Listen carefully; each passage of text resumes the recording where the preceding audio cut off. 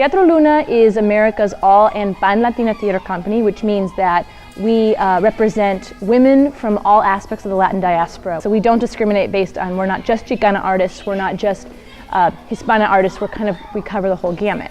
The Teatro Luna company came to UTPA Wednesday, June 19th in the Student Union Theater to kick off their summer tour. This independent theater company writes and performs original pieces concerning Latino stereotypes.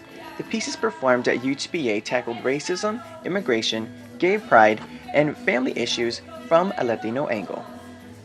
The company was founded in 2000 by a group of 10 women who realized that not only were there not the roles that they would like to play being on stage, other than, you know, Maria, the gangbanger, or the maid, they also were seeing a really big trend in this country, which you're still seeing today, of Latino parts not going to Latino actors, right? So there's a lot of disparity in the equity of casting going on right now. And so there's something that unites us all in how do we come together and use theater as a tool for social change by telling autobiographical and ethnographic stories and spreading them to the world. Inspired by comedy festivals and improv troupes, Luna Unlaced performs a different show every night.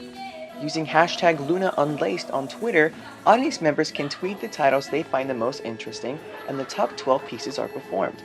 All of which is managed by the girls on stage with their cell phones to give the show a more modern flair. So a lot of people say, okay, so 13 years later, why do you still exist? And I think our reasons for existing are kind of different. Things have changed. In what are they saying? In 2015, we're no longer going to be the minority.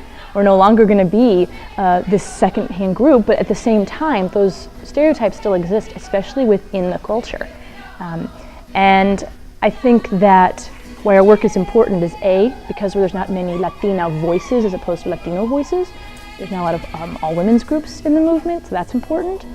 But also, there's a lot of stereotypes that pervade within our cultures. One way Teatro Luna attempts to appeal to a younger audience and keep a theme of change in the theatrical movement is by the props and set pieces they bring on tour. Sometimes for us, the best ideas come out of a limitation. We didn't have a lot of money for the show, and we also wanted to build a show that could be in a large theater or even a museum gallery that has no tech. And we thought, okay, how do we show the history from where we come from? How do we show how different we all are as Latinas? If one of the things is that we're an umbrella term, pan-Latina, how do we show that there are women over 300 years old represented here, women who have been kind of canonized? And we just felt, why don't we show that physically with us on stage? And then how do we put our Luna twist on it and accessorize them and bling them out and kind of bring some camp to it? Because that's what we do. We use humor to talk about serious issues. So we thought we might bring that with our posters. More information about Teatro Luna can be found on their website, teatroluna.org. For more videos of other events happening in the RGV this summer, subscribe to the Pan American's YouTube channel, like us on Facebook, and follow us on Twitter. For the Pan American, I'm Anthony Michael.